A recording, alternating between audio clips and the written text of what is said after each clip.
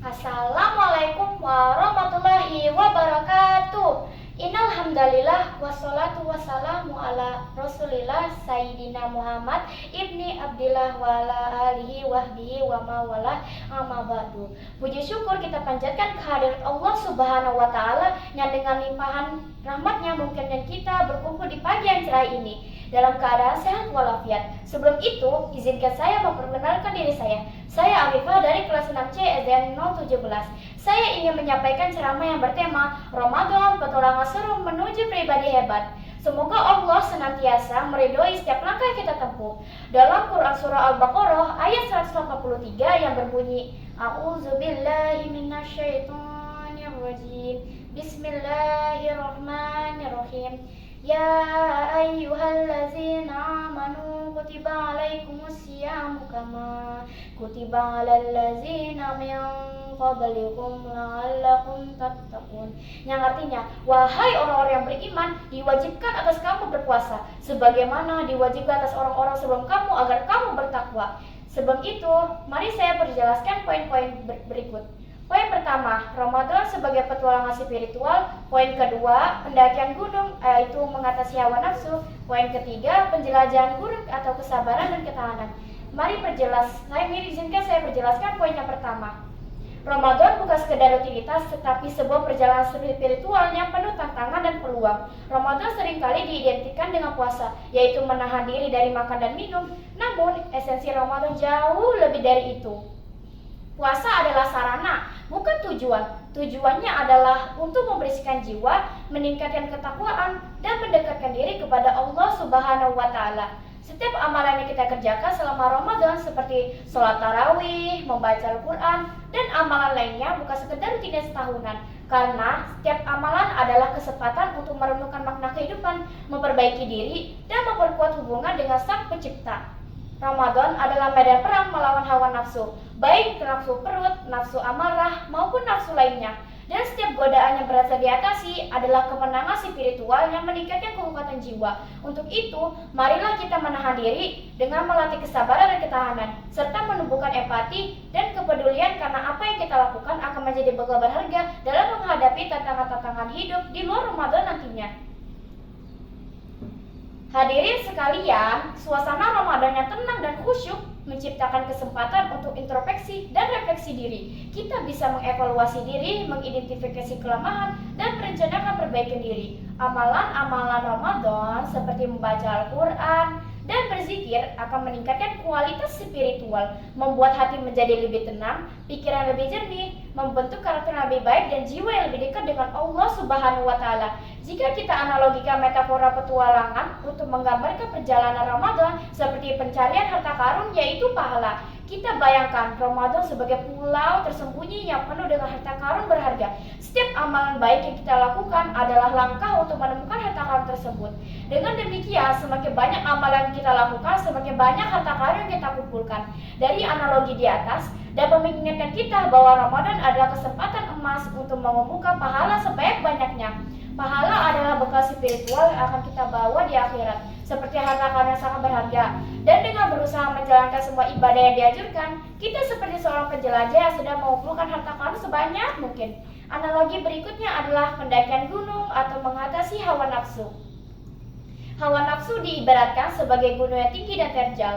Ramadan adalah waktu untuk mendaki gunung tersebut, yaitu mengatasi segala bentuk hawa nafsu yang negatif. Pendakian ini membutuhkan kekuatan, kesabaran, dan tekad yang kuat. Hadirin sekalian, mengatasi hawa nafsu adalah bagian penting dari perjalanan spiritual di Ramadan. Dengan mengendalikan diri, kita menjadi lebih dekat dengan Allah Subhanahu wa taala dan mencapai derajat takwa yang lebih tinggi. Setiap langkah pendakian yang berhasil adalah sebuah kemenangan atas diri sendiri. Dalam pendakian tersebut, tentunya ada kesulitan seperti kurangnya fokus, lelah, dan tantangannya haus, lapar, dan tingkat energi yang rendah. Tapi itulah pendakian. Meskipun lelah, kita harus terus maju dalam pendakian dengan mengisi Ramadan dengan kegiatan yang bermanfaat. Analogi berikutnya adalah penjelajahan gurun, yaitu kesabaran dan ketahanan. Gurun yang luas dan tandus melambangkan tantangan Ramadan, terutama rasa lapar dan haus. Penjelajahan gurun membutuhkan kesabaran dan ketahanan untuk mempertahankan hidup dalam kondisi yang sulit. Ramadan melatih kita untuk memiliki sifat-sifat tersebut. Dari analogi di atas, dapat kita maknai bahwa kesabaran dan ketahanan adalah sifat-sifat yang sangat dihargai dalam Islam. Dengan melatih kesabaran dan ketahanan di Ramadan, kita menjadi lebih kuat dalam menghadapi cobaan hidup. Dan dengan menjalani puasa, kita belajar untuk menahan diri dan bersabar. Dalam menjelajahi gurun, tentunya kesulitan dan tantangan pasti ada. Rasa lelah, lemas, dan haus dahaga. Sampaikan bahwa setiap detik menahan lapar dan haus adalah latihan untuk meningkatkan kesabaran dan ketahanan. Berikan motivasi bahwa dengan kesabaran dan ketahanan, kita akan sampai ke tujuan. Tekankan bahwa setiap hari di Ramadan adalah kesempatan untuk menemukan hal baru tentang diri sendiri dan meningkatkan kualitas spiritual. Hadirin sekalian, beberapa tantangan-tantangan yang dihadapi selama Ramadan adalah menahan lapar dan haus, mengendalikan emosi, melawan godaan. Tantangan-tantangan ini adalah peluang untuk melatih kesabaran, disiplin diri, dan empati. Lalu, bagaimana mengatasi tantangan-tantangan tersebut? Kita tanamkan pada diri bahwa amalan-amalan Ramadan adalah bekal penting untuk mencapai tujuan petualangan, yaitu menjadi pribadi yang hebat.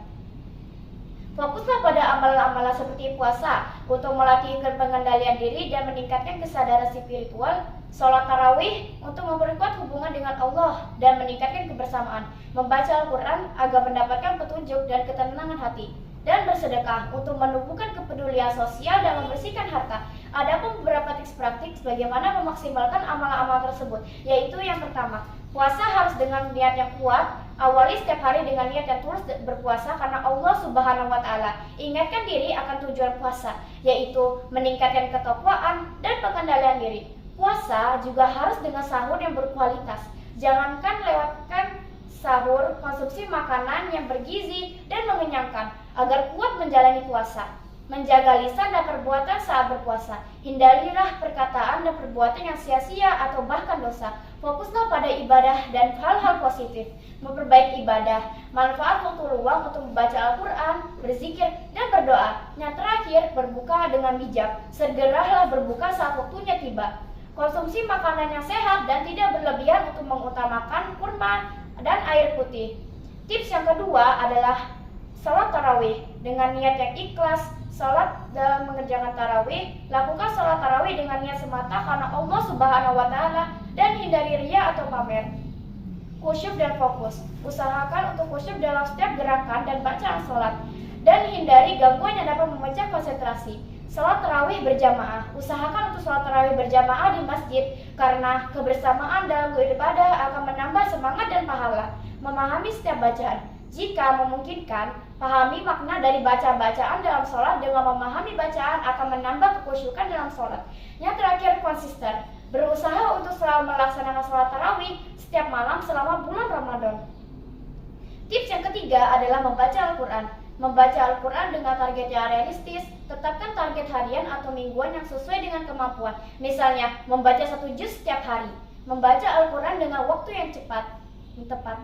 Cari waktu yang tenang dan nyaman untuk membaca Al-Quran. Berusaha untuk memahami makna dari ayat-ayat yang dibaca. Memahami dengan perlahan dan lunak sesuai dengan tajwid. Dan berusaha mengamalkan nilai-nilai yang terkandung dalam Al-Quran dalam kehidupan sehari-hari. Tips yang keempat adalah bersedekah. Bersedekahlah dengan niat yang tulus. Bersedekah dengan niat semata-mata karena Allah Subhanahu wa Ta'ala dan hindarilah niat untuk dipuji atau dihormati. Sedekah secara rutin, dengan sisihkan sebagai kecil rezeki setiap hari atau minggu untuk bersedekah. Utamakan sedekah kepada orang-orang yang benar-benar membutuhkan.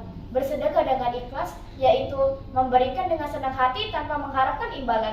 Terlebih lagi, saat ini banyak platform digital yang bisa dimanfaatkan untuk bersedekah, sehingga lebih mudah dan praktis. Hadirin sekalian, itulah tips praktis bagaimana memaksimalkan amalan-amalan di bulan Ramadan.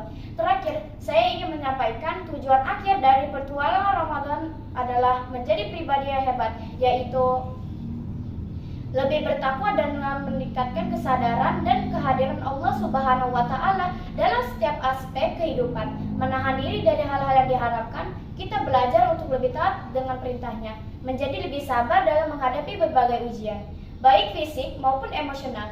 menjadi lebih baik dan peduli dengan menumbuhkan rasa empati dan kepedulian terhadap sesama, terutama mereka yang kurang beruntung. Dengan melalui sedekah dan zakat, kita belajar untuk membagi rezeki dan meringankan beban orang lain, menjadi lebih baik dan bijak, membaca Al-Quran dan merenungkan maknanya meningkatkan pemahaman kita tentang ajaran Islam.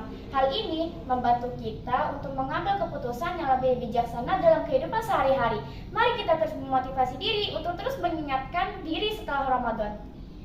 Ramadan adalah awal, bukan akhir. Jangan biarkan semangat ibadah dan kebaikan yang telah kita bangun selama bulan suci ini meredup setelah Ramadan berakhir. Ambil pelajaran yang berharga dari Ramadan dan terapkan dalam kehidupan sehari-hari. Teruslah menjalankan kebiasaan baik yang telah kita lakukan selama Ramadan.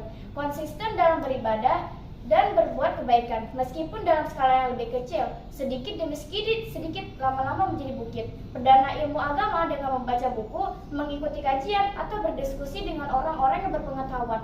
Teruslah memperbaiki diri dan meningkatkan kualitas ibadah. Jangan lupa zikir, doa, dan sholat. Tetaplah berhubungan dengan Allah Subhanahu wa Ta'ala dalam setiap keadaan. Dan teruslah berbuat baik dan menjaga tali silaturahmi. Demikian beberapa hal yang dapat saya sampaikan. Semoga apa yang saya sampaikan dapat memberi manfaat dan kebaikan bagi kita semua. Tentunya kesempurnaan hanya milik Allah semata. Maafkan atas salah dan khilaf atas ucapan yang tidak berkenan. Wabillahi taufiq wal hidayah. Wassalamualaikum warahmatullahi wabarakatuh.